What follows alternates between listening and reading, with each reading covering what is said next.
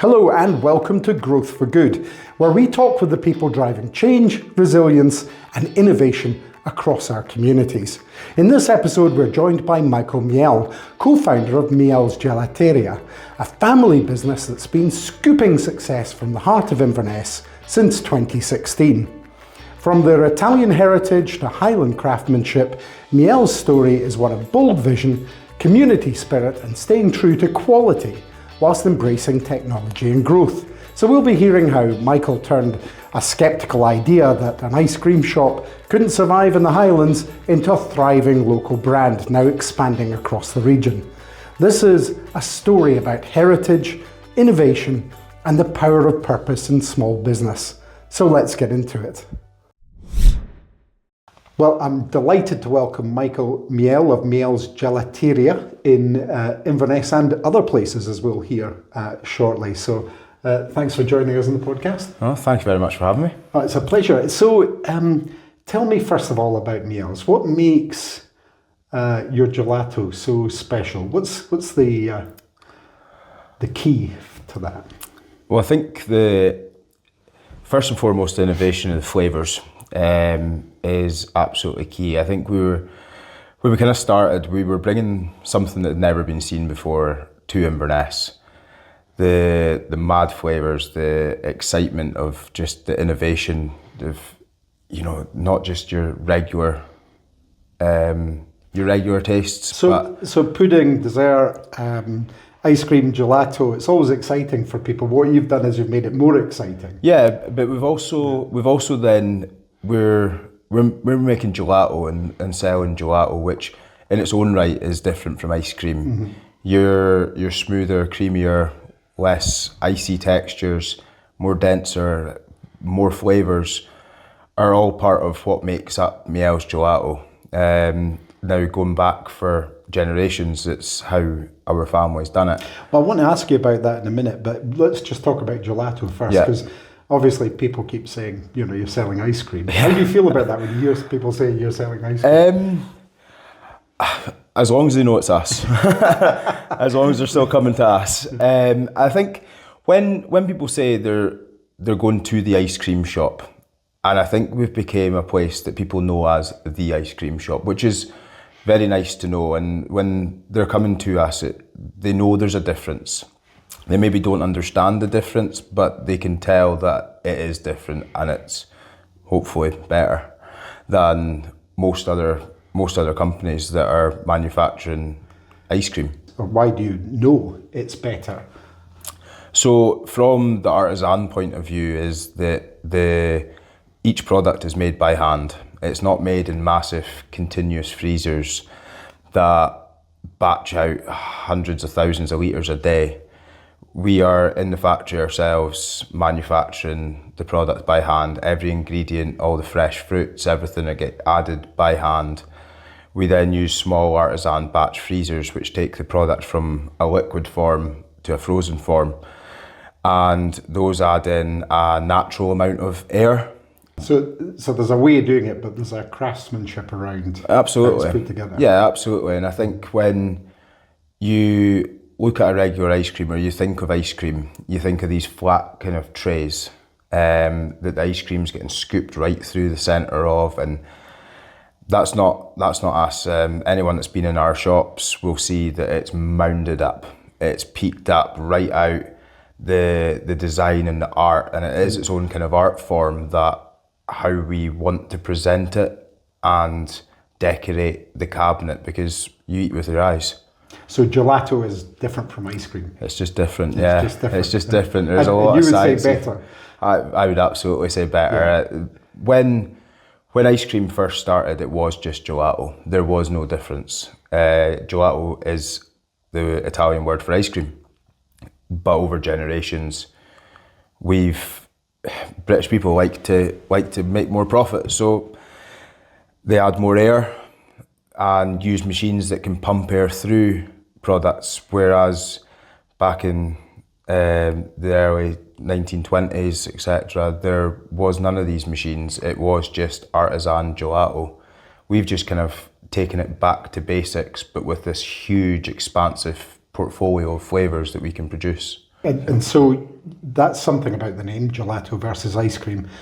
You also get people saying, I'm going down to Mieles or, whatever. It's not the way to pronounce it. Yeah. A lot of people have lots of different pronunciations Absolutely. for Mieles. So does that annoy you? Does that give you any problem? Not at all. I've been called much worse on a football pitch. Of course, you're a footballer, aren't you, with Forest Mechanics? Yeah, try to play football as well. So the name, as you say, you're called worse, but it doesn't worry you from a business point of view. People can just relax and call it what they want to call it. Absolutely. But just for the record, it is Miele. It's Mieles Gelateria. So Miele is our surname. Mm-hmm. There is still controversy further than that. In Italy, you would not put an S on the end of it. Right, so it would that's be, a no-no in traditional circles. And it would be Miele. Ah, right. It would officially be Gelateria de Miele in Italy. But when something is of someone in this country, we put an S at the end of it. And we thought that going Gelateria de Miele just would blow people's minds too much.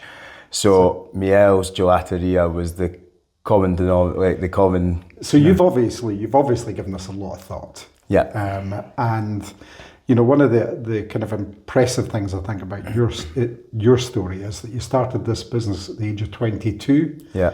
Is that right? Yeah. Yeah, that's right. So that was quite a big gamble to do that. It must have taken a lot of kind of determination and what will you explain to me what it took at the age of 22 to do this? A lot of guts, I think. I've always been very forthcoming with my ideas, and I'm not a shy person, and I'm not shy to put my point of view across to different things. And myself and my brother, we were working in the oil industry at the time, and that was having its problems. We'd always wanted to move into the family kind of history and put our names beside our grandfather, great-grandfather, uncles, and so on. And I just knew it was time. I knew it was time that I had to do something for myself that it's very hard to explain. But that must have been quite difficult practically as well. How do you get finance? Who do you turn to at the age of 22? I mean, this is a really interesting story. Yeah, the answer to that is nobody wants to give you money. You've just got nobody to turn to. You're a high risk at that age, aren't you? Massive. I look back at it now and look at 22-year-olds that we employ and think I was your age and I wouldn't give you money. I wouldn't give me money. I wouldn't have given me money to get started. But what I had in my head that I wanted to achieve, I knew we could achieve it. Mm-hmm. And we're so hardworking. It's one of our biggest traits is that we are very, very hardworking. We jump in with 2 feet and we'll make it work. We're also very, very competitive. And we don't allow to be second. It's just it's a no-no. Mm. So we were driven and determined. And when I approached my brother to have the conversation, would he fancy it as well? And yeah, he jumped on board. We went to Business Gateway. Initially, I'd met with the guy, Craig Robertson, who was unbelievable at helping write this business plan. And the business plan exercise on its own was fantastic, but then taking that to the banks, they just seen 22.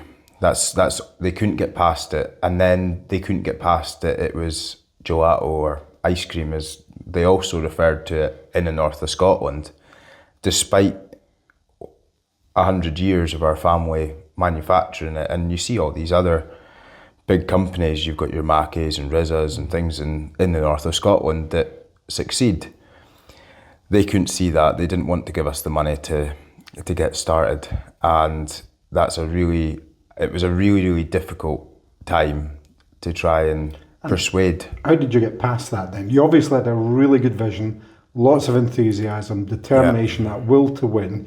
You had a good solid business plan. What was the breakthrough for you? Parents. It's the bank of mum and dad. Bank of mum and dad. It wasn't that easy as such, but I myself and David, we took the business plan and we went to Mieles of Lossy, where my dad was a partner. And we proposed our plans. We stood in the middle of the room in this meeting and we spoke about what our plans were. And it was a no from them, but it was different because they just didn't have the finances to reinvest in themselves or the space for what we would have required, because they could also see that it could potentially work too. But then when my dad was then asked by one of my cousins, well, what are you going to do? The boys are wanting to go and do this. What, are you staying or are you going? And he said there and then to them that he was going to leave and join us. And a bold move. Big move. Big move. I thought I was being bold. And then for my dad, who is, now 65, we go back 9 years, he was 56. He'd had job security, he had a retirement plan, everything like that, and he just basically picked it up and threw it out the window and said, we're going to let them follow their dream. Fantastic to have that kind of family support, but of course family is really important in the business anyway, because this is about tradition. Yeah. It's about, something that goes way back into your DNA, isn't it? Yeah, absolutely. It's there's a huge family tradition there now. That's 4 generations. My great grandparents, they were in Italy. There's a lot of stories when you kind of go through the family tree of where people were, and Italians were moving around quite a lot. And at that period of the kind of 1910s, 1920s, there was a lot of movement between Italy and America. Italy was a horrible, horrible place to be. My great-grandfather actually moved from Italy he landed in England, and he walked from, I believe it was around about Hull, and he walked up to Edinburgh with his brother. They walked from Hull to Edinburgh. Yeah. And there was only work for one of them. But he was then told that there would be, his brother then stayed there, he stayed in Edinburgh, and my great-grandfather Michael was told that there would be work in forests. There was a guy they knew that they could get work with. Now the story is that he walked then from Edinburgh to Forres and met with the person that owned the fish and chip shop in Forres, and that's the Northern in Forres. He then worked there and eventually then took over as the owner in Forres, and so he must have had to save every penny that absolutely he was working for. I mean, I can't believe it. That's what they did and the sacrifices they made. But they had huge families as well at the same time. My granddad had 9 brothers and sisters, so he would go back to Italy and he would provide for his family in Italy. And then when my granddad was old enough, he then came over to Scotland as well. And he lived and worked with my granddad. And then he went back to Italy and married my granny. And then they two decided that it was time to move to Scotland. And incidentally, didn't move into Forres to work with his dad. My granddad and my granny opened their own shop in Burghead. Now the shop was part of their house. It was their house and their living room actually attached to the shop, which is a really nice photo, and it shows how small the shop actually is when the two of them are standing side by side. And it just says Ices. And so he had his own little ice cream shop, as he would have called it. Although he was making gelato at the time, unbeknown to them, there would become a difference 20 years on. So they worked and lived there, where my dad and his 2 brothers and his sister were born and grew up. And then they moved to Hopeman to start to take on a new place, which would do then fish and chips, ice cream, and a cafe. My grandfather, he had a couple of other ventures as well, successful ventures with restaurants in Lossiemouth and Oakwood, and just outside of Elgin. And unfortunately, he passed away when he was really young. So he wasn't able to see. I never met him. He died a couple of years before I was born. But I think he'd be very proud of where we've came, and the fact that we've continued doing what he done and his father done as well. So there's really strong bonds throughout your family. You're talking about that big Italian family all working together, helping to support each other, and that's come through into the modern day meals.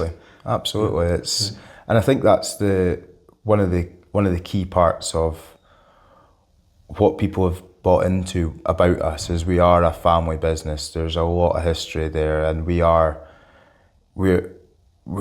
not there to try and rip people off. We're there to try and provide for our families and to give a good product and an honest product and an honest service to people. So I think that's part of what people take to us a little bit about.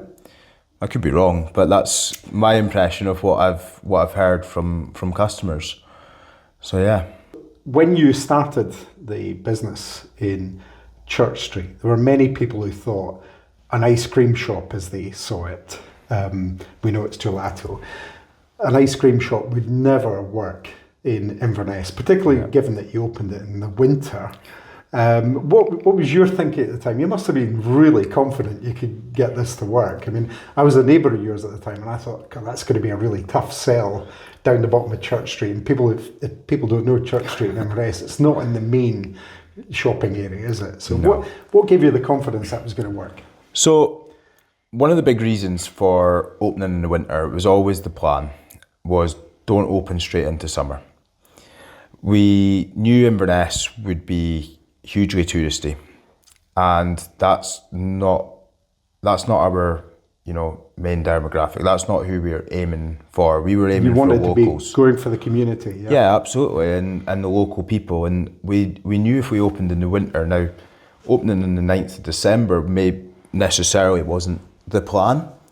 There was obviously delays that caused these things, but we weren't going to hold off any longer. We were going to open, snow, sun, rain, it didn't matter. Get a gelato for Christmas. You were going to do it anyway. We were going to do it anyway. We knew what we were bringing, and we knew that it was different. We knew nobody else was doing anything like it.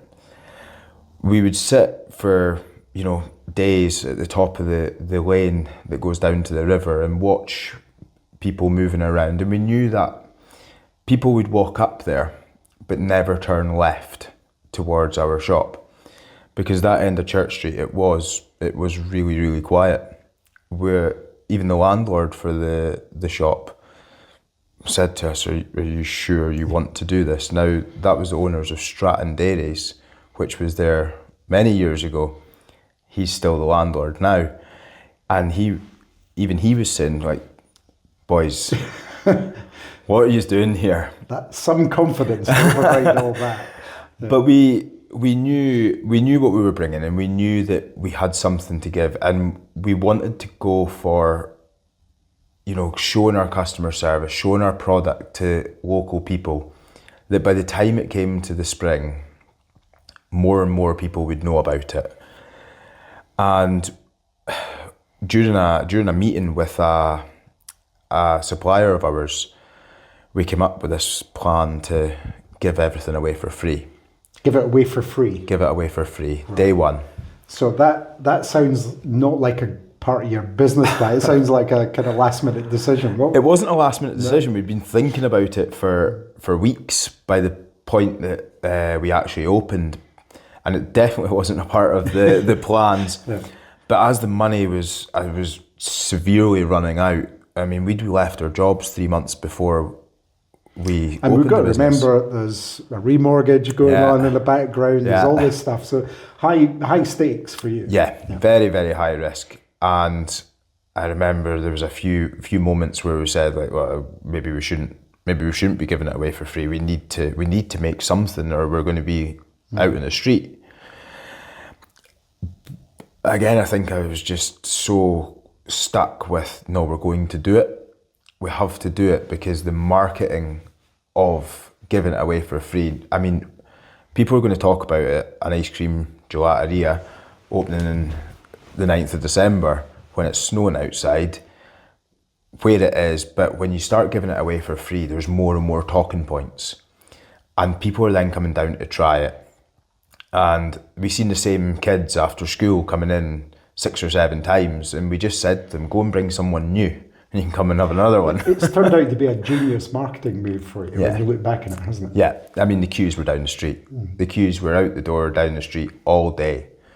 We designed the shop for how we thought it would plan out for customers coming in, and that went out the window as well because we thought, oh, there'll be a few people stand there. We never expected queues. We never expected huge queues. We thought it would be good and be successful, but to be on some days, the levels of busyness was never anticipated.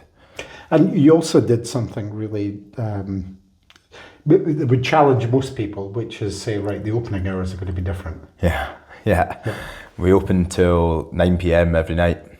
Now that's a massive 9 p.m. for what people consider gelato, but what people consider an ice cream shop to be open till 9 p.m. I mean, who eats ice cream at 9 p.m. at night? Lots of people. Lots of people. So in Italy, obviously now, but it's still a big risk in Inverness. In Inverness, and I think that's where we had to, remind ourselves that sometimes in Inverness things happen a little bit later than other areas. When we were in Italy, for instance, we would never eat a dessert typically in a restaurant.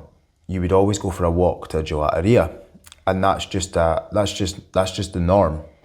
The dessert shops do the dessert, the restaurants do the main meals, and every gelateria is actually open till about 11 p.m. or midnight. We thought, well, maybe kind of go in between so here a little bit. You're not open long enough then. We're maybe not open long enough, but we wanted to do that, and we know that in Glasgow and Edinburgh and things, there's a lot of places that are open really late, but Inverness, everything's shut, 5, 6 o'clock, that was it. For the first 3 months, we never seen anyone. Don't get me wrong, we've seen the odd So 3 person. 3 months with virtually no foot traffic, you must have been panicking. How did you, what broke that logjam for you? Hot Nutella sauce. Hot Nutella sauce. Hot Nutella sauce. So hot Nutella sauce over your gelato. That was the big catalyst to evening trade. So it was the middle of February by this point, and again we hadn't been busy.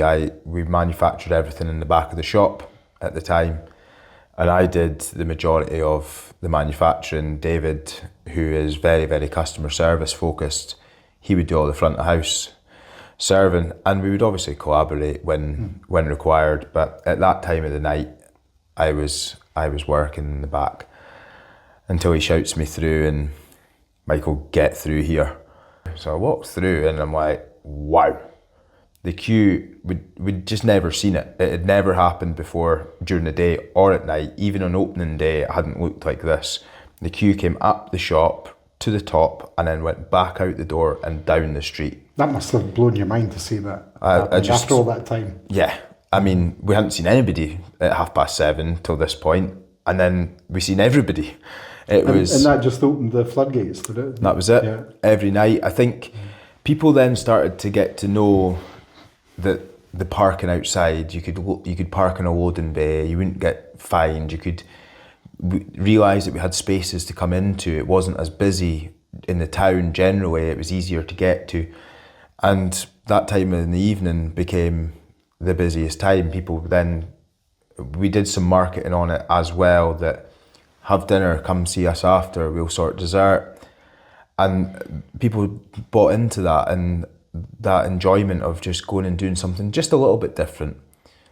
Get the kids out, or just go for a walk as a couple, or and we've tried to always aim the business not just to one type of person or one area. We try and open it up to lots of people. So you could be out on a nice dinner date for the first time with someone and come in for dinner. You could be at something where you're dressed up in suit and tie, come in, or you could just be in your comfies and your pajamas and walk in, and everyone feels welcome. We've always tried to welcome people in as if they're walking into the front living room. Does that go back to that family tradition thing, the living room thing?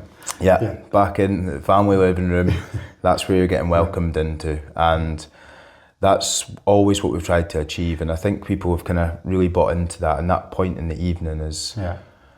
So you opened the shop, you're doing quite well. It gets to 2019. We have a pandemic. Everything's shut down.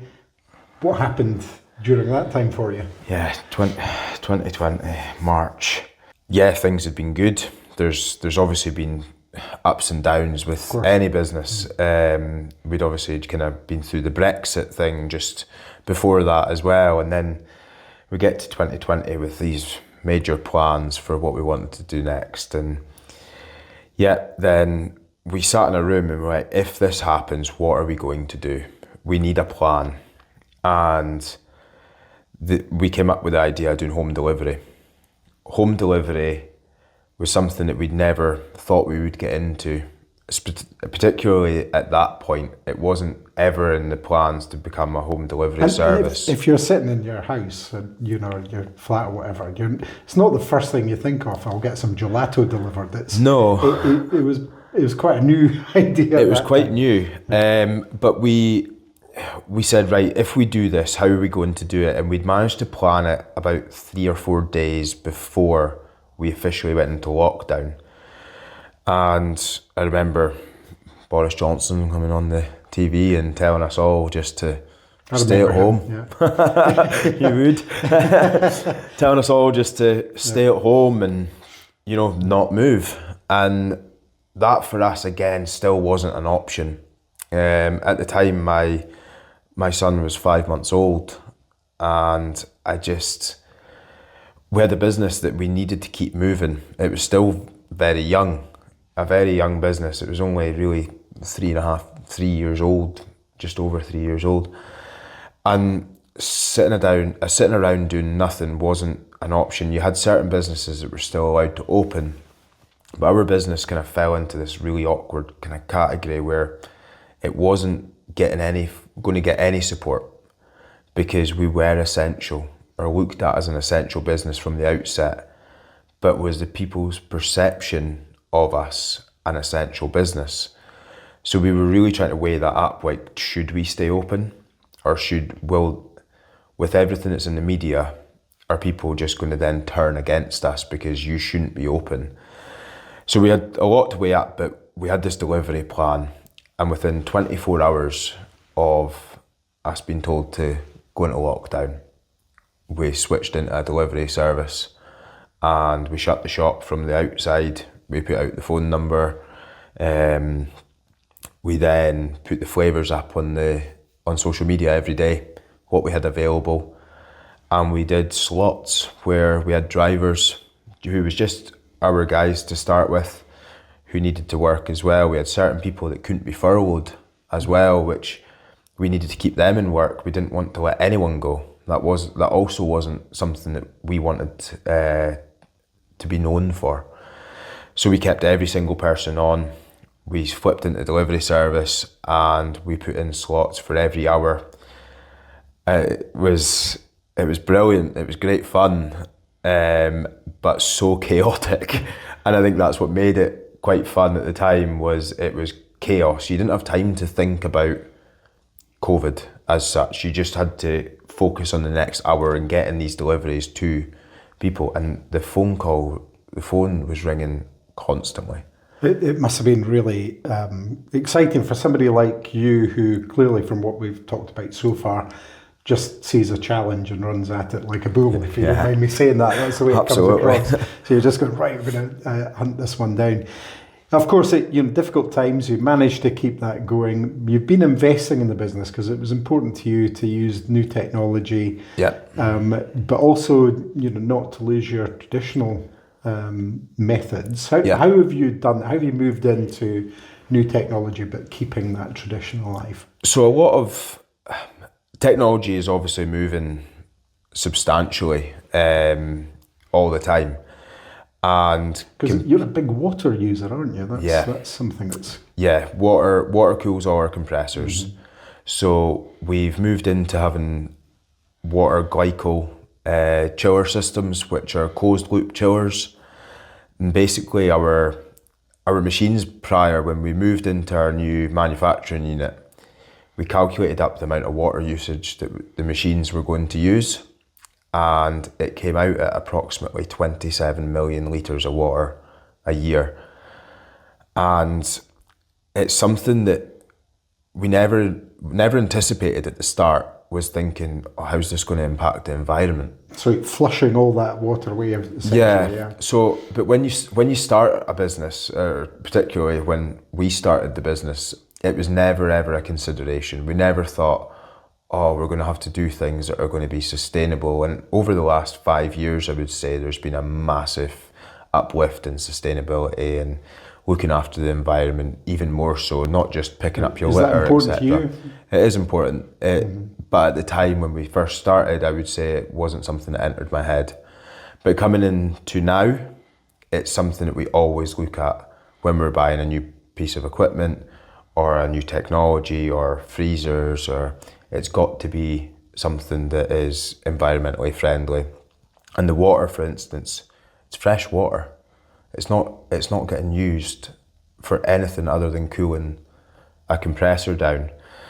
And so what we were looking at was like 27 million litres of water a year is just insane. So we invested in glycol chillers, and effectively they work the opposite of a central heating system. They're cold water that go around a closed loop pipework and go back into themselves and then chill that down again. That means that we only use 220 litres of water every year, which is mixed with the glycol, and that just stays in there. That's a massive, massive reduction. Yeah, from 27 million to 220. Exactly, it's So for the past 5 years, that's what we've been using for cooling the compressors, and we've added on different bits of equipment which help cool the product. And do you feel that message, do you transmit that message to your customers as well, that you're looking after the sustainability aspects? Is that an important part of your marketing? I don't think it's been something that we've consciously marketed. I don't know if it's ever something we've ever thought about as being a marketing strategy. It's just something that we do to do our bit. It's possibly something that we should market a little bit more, but it's not something we've ever pushed to say we do X, Y, and Z to do our bit for the environment. It's just something that I think everyone that's in business needs to be doing, and whether they do it loudly or quietly, it's something that we all need to, do our bit. So we've heard a lot about what you're doing, about new technology that you're using, about your history, that fascinating tradition that you've been using to back up your business. What's in the future for Mieles? Where are you going next? You've already opened in Aviemore. You use mobile units and things like that. Yeah. What's next for you? So I think solidifying where we are and what we are. I think making sure that our serviceability and everything is improving all the time.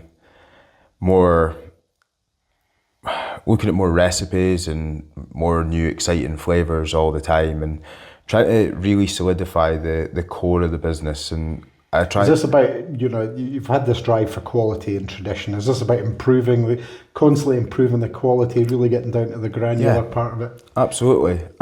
Continue to really try and improve that product and keep it moving.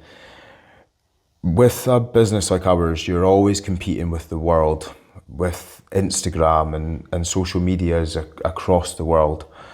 So you're always monitoring what's going on elsewhere, and everybody else is as well. That's why we monitor it, because you need to see what trends are happening. So you're trying to follow those, but you're trying to also keep your head above kind of the parapet to try and be better, and people look at something in Dubai and go, well, we've got this, and that's where we want to be, and that's where we want to solidify that and continue growing with it, move with the trends, but also solidify the core of the company. At the same time, there's been exponential growth within the company. And do you feel sometimes, I know this is quite common, you've got that big growth and then you go, right, how do I handle the growth? And you sometimes just have to pull it back in a bit. Yeah, well, I use kind of Lego bricks sometimes as a kind of analogy. Right, this is going to be interesting. Yeah. Is that, well, I feel like we've been building up. Yeah. We built a core, we built a base, we then built up. And I feel that if you continue to build up too high, it's going to fall. So we need to continue to grow the base you then can build the blocks higher and better and stronger. And then that's where we'll see the longevity of the business and a real future for the business. I feel that if you keep any business that just constantly grows at a rapid rate, there's so much problems can come with that, and it can very quickly come crashing down. And that's where the Lego bricks comes into effect. It's a good analogy. So, looking back on, your business, when you started out, as we said, you're 22 years old, you had that sense of determination, you put the business plan together. Yeah. If you met another 22-year-old with the same kind of plan, the same kind of determination, what would your advice be to them now? Go for it. And I think as long as you've got a clear idea, something that you know in your head is going to work, you've got to try it. Because I honestly could think of nothing worse than being an old man and wishing I'd done this. But the key to doing it is, and what I've tried to say to some other people that have looked at starting businesses, is you've got to jump in with 2 feet. Don't just dabble your toes. You've got to be invested in it. It has to become your life, particularly for the first few years. You have to live it. You have to breathe it. And if you dabble your toes in, it's probably not going to work out because you're holding another job. You've got to jump in with 2 feet. So if you believe it, go for it. You've got, yeah. So what would you say to people is your recipe for sustainable growth in the future? Is keep moving forward. And within your mind, you've got to stay strong and stay true to what you believed in from the very start. Michael Miele, thank you very much indeed for joining us on the Growth for Good podcast. Thank you very much, Drew.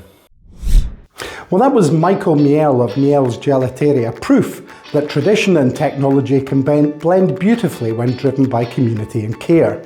If you enjoyed this episode, please remember to follow, like and subscribe wherever you get your podcasts, and share it with someone who loves seeing local business thrive.